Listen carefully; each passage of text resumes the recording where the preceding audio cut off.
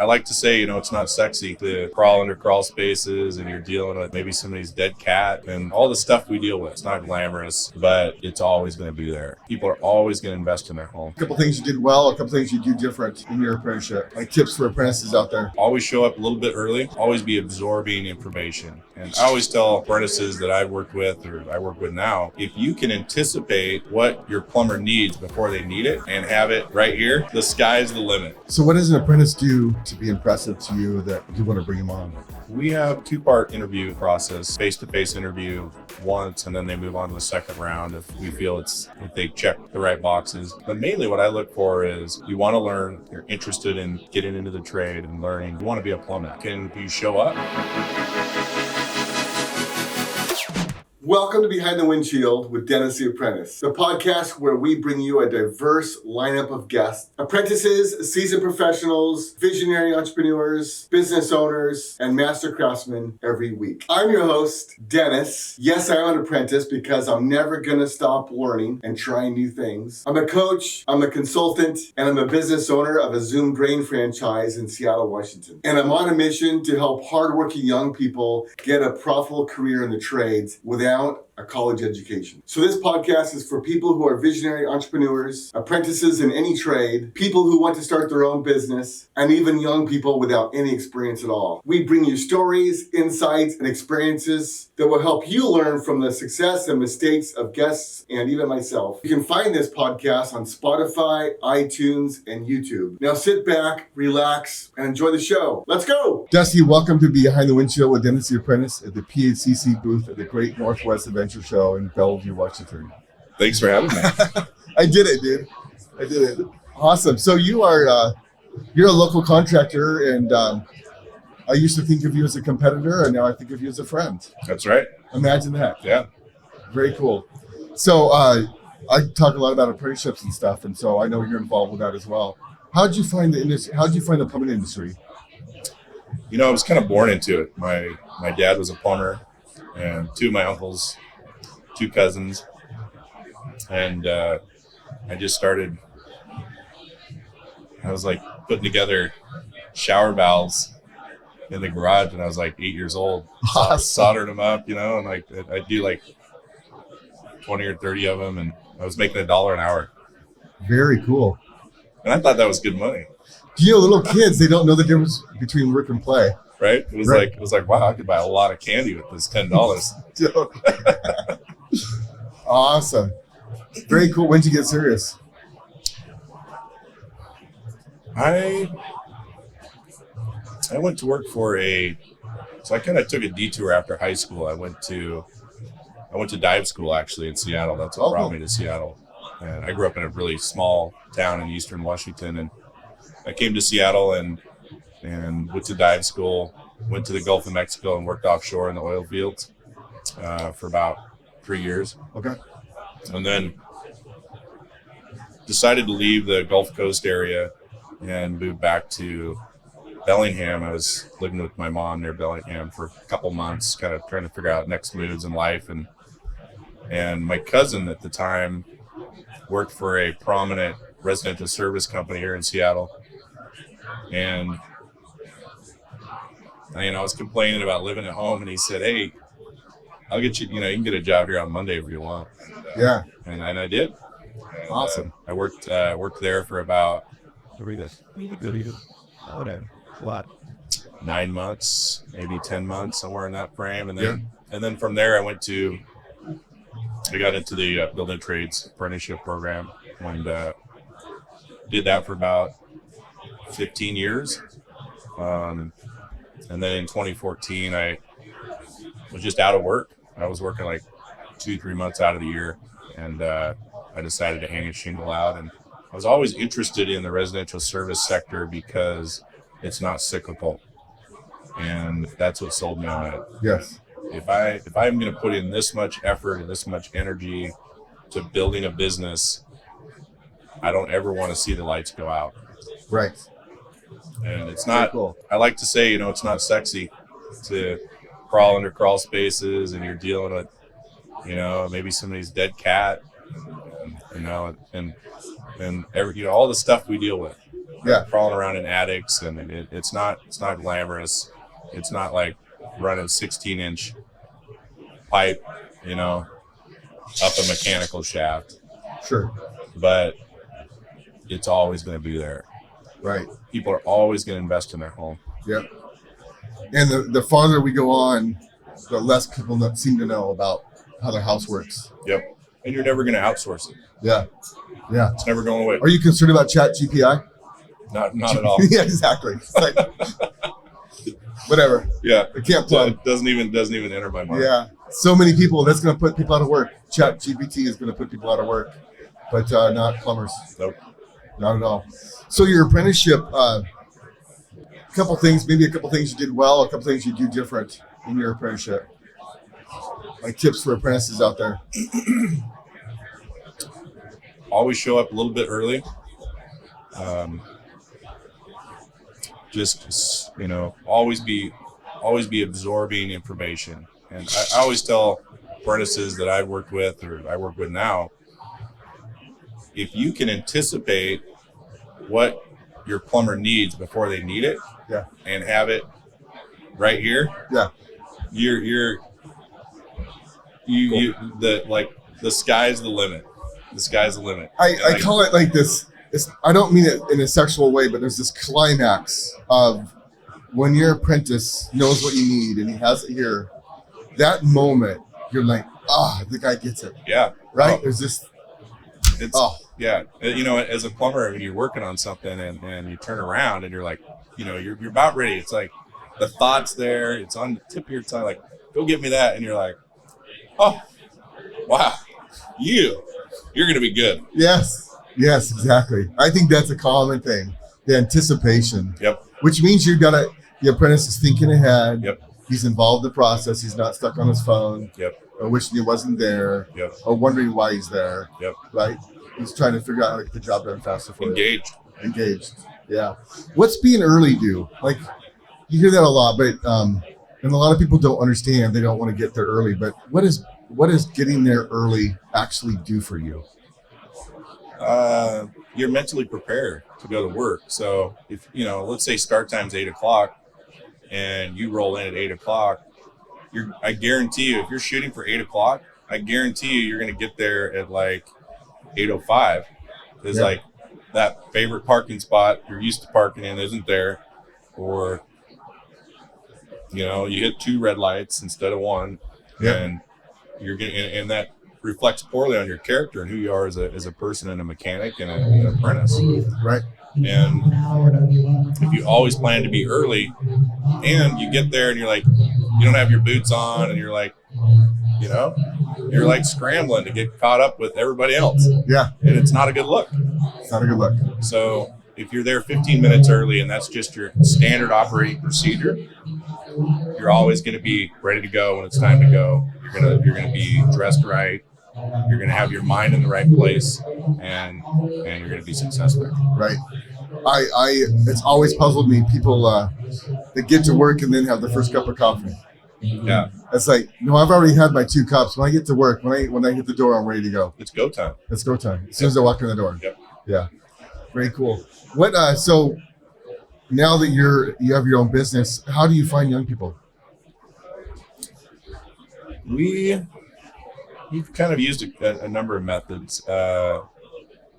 It's been rough. Hiring's been rough the last couple of years. We've used word of mouth. The last cycle hiring I did, we actually used Indeed. Okay. And it was effective. We got some great apprentices that came through that pipeline. Good. So what does an apprentice do? So if they go through Indeed and get an interview with you, what do they do to be impressive to you that you want to bring them on?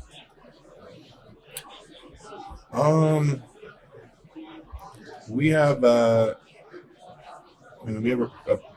two-part interview process. So face-to-face interview once, and then they move on to a second round if we feel it's if they check the right boxes.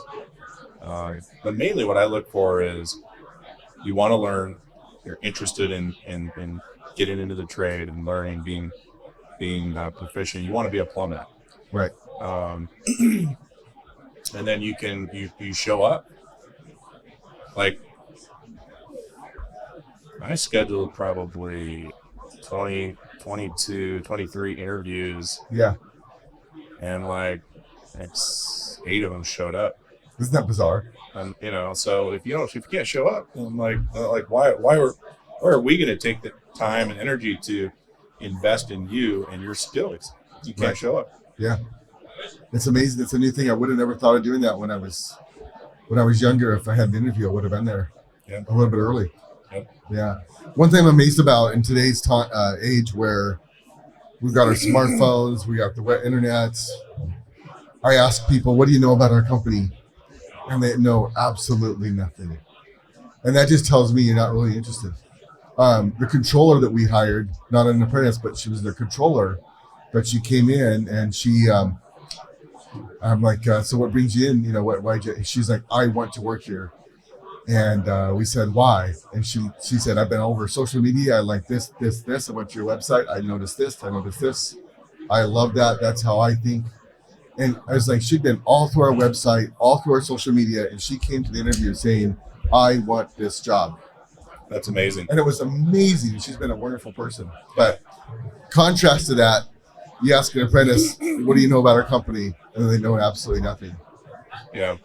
That's a great point that you just made about company culture. And if you develop a culture that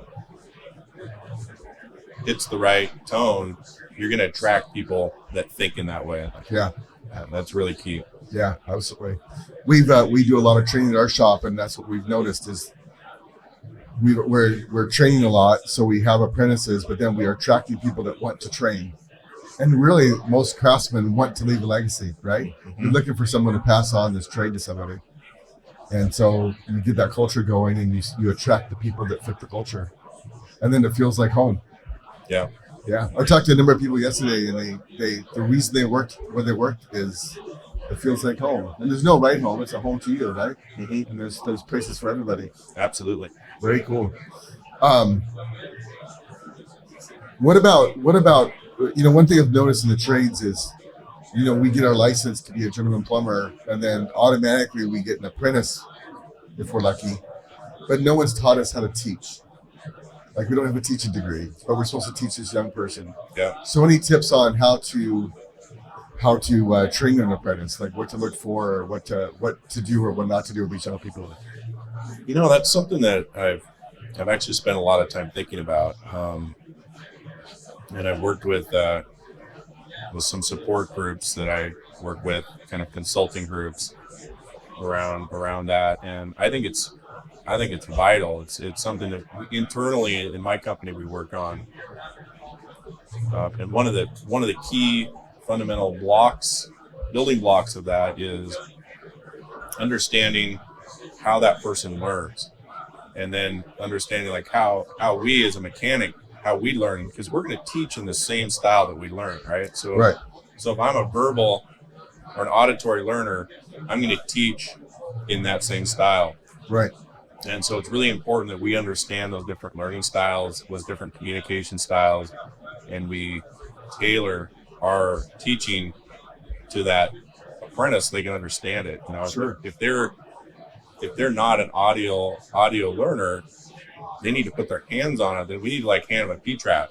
Right. And say, okay, put this together, right? Right. We're put your hands on it. And right. So that's a fundamental building block in developing that kind of meat turtle training program. So pay attention to how people learn. Yep. And I think it's an area in our industry that we need to do better.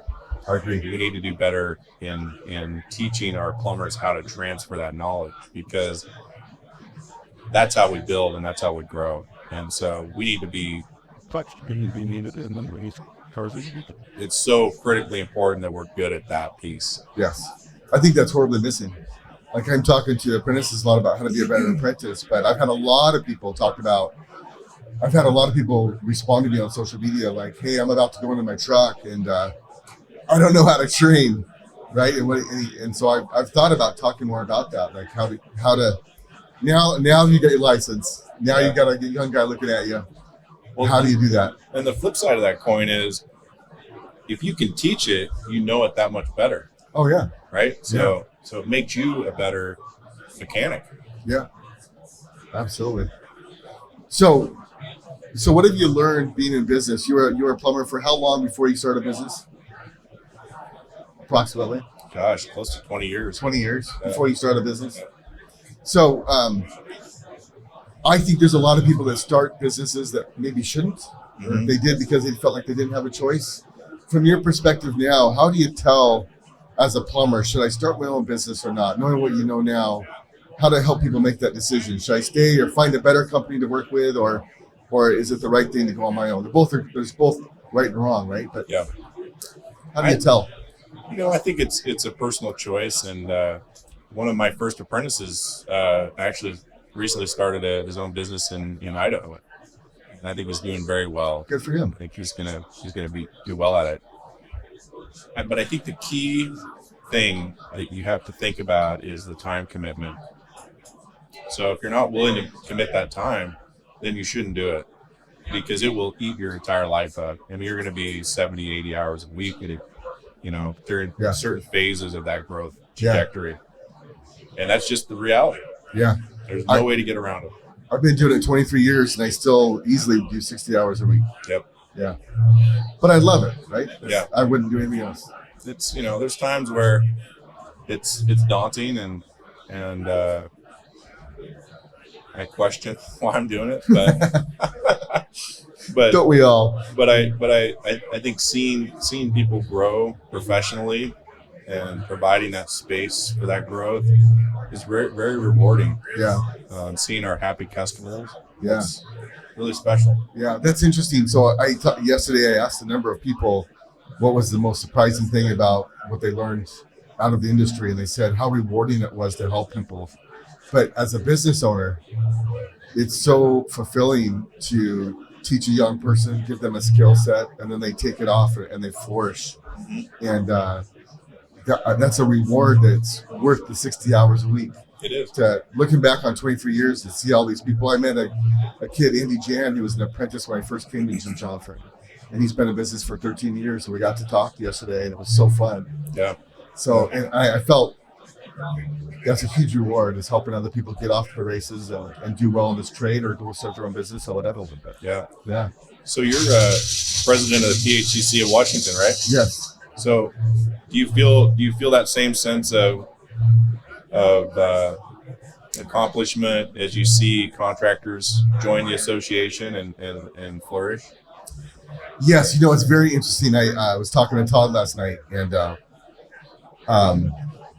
have you ever heard about the two shoe salesmen that went to Africa or somewhere? No, let's hear it though. Okay, these two shoe salesmen go to Africa and they come back, and I don't know which country, I don't know, a long time ago.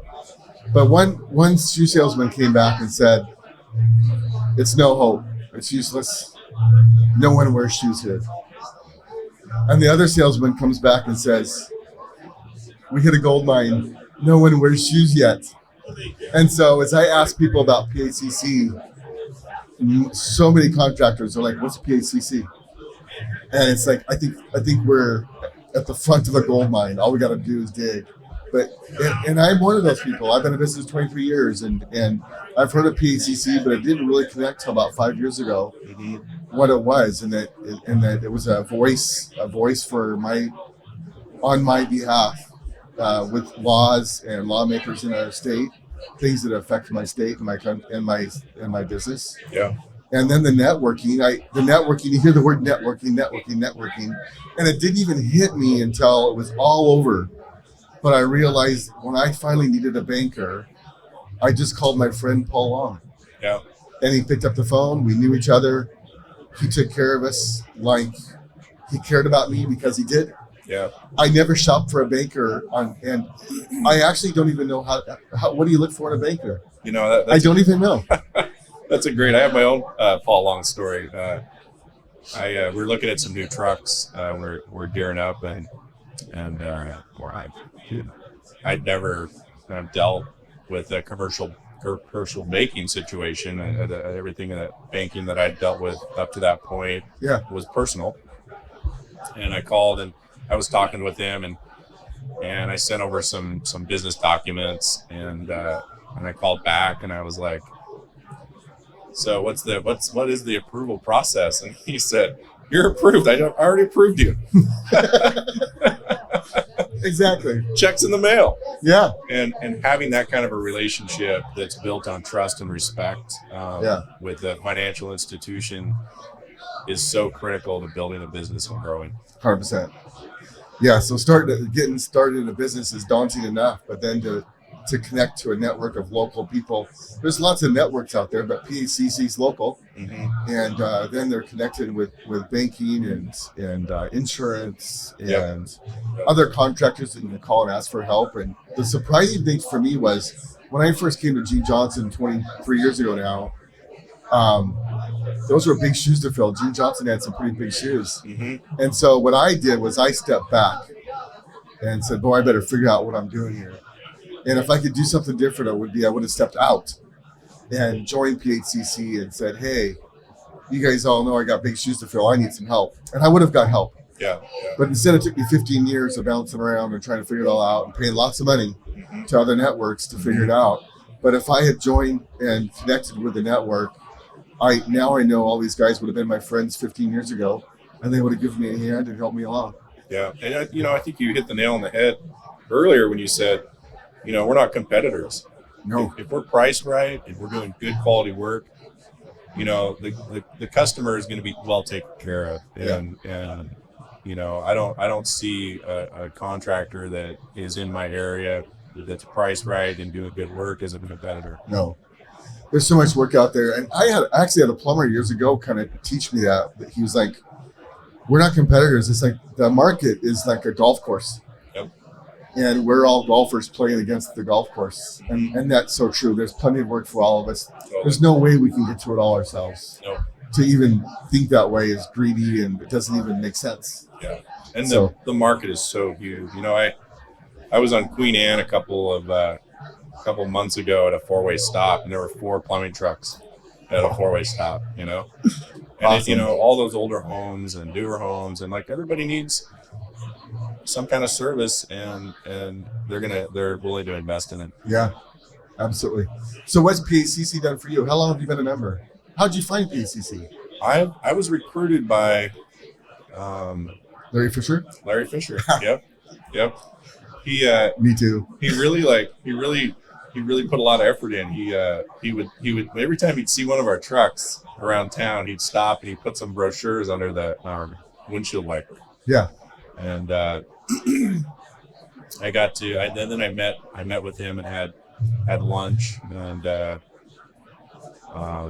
went to a couple meetings, and I really saw the value in having a association that speaks for the industry and coordinates that effort. The residential service sector is so segmented into little shops across the entire state. And because of that, we don't really have a voice when decisions are made at the state level. And it really adversely affects the industry. Yeah. And so having that collective voice is so critical. I actually think we have a long ways to go to actually be at parity with other sectors of the industry. 100%. I talked to a plumber yesterday. He was in Vancouver, South Washington, and he was frustrated with L&I, and so he literally drove up and sat down with L&I himself, and they said it is the way it is, and go ahead and sue us if you want. And then he drove back home. Yeah. And he didn't know anything about PHCC. Yeah. And it's like, if you would have been a part of PHCC, we can actually go talk to lawmakers and legislators that might actually be able to influence L&I. Right? Absolutely. And so after that conversation, it kind of hit me, PHCC, a lot of people say, what is PHCC? Including myself for years. Really, we're a union of open shops. Yeah. We're a network of open shops. Similar, everybody knows what the union is. Well, PHCC is just a network of open shops doing the same thing, collaborating, working together. And we see the union not as an enemy either. Yep. Like we work together shoulder to shoulder. Yep. The plumbing law affects both union and non-union the same way. And the plumbing law in the state's really written for new construction. Yeah. It was never, or it hasn't been for many, many years, really even, doesn't even take into consideration the service side of it. And we need to change that. Yeah, absolutely. Well, I think the future's bright. We're just at the front of a gold mine, and you're on the executive committee. Yep. And we've been working together for a while, and Todd's with us, and we've got a number of people that are very interested in making things happen. Yeah. And I think they will. Yeah. Well, I'm excited to work with you in the coming years. Awesome. Thanks for coming on, Dusty. Appreciate it. You got it. Thank you for sticking around to the end of the show. Did you agree? Did you disagree? I'd love to hear your thoughts in the comments. Don't forget to like and subscribe. And if you're listening on Spotify or iTunes, be sure to follow the podcast so you don't miss an episode. Making the trades the place to be for young people is a team effort. So share this with someone and help us all out.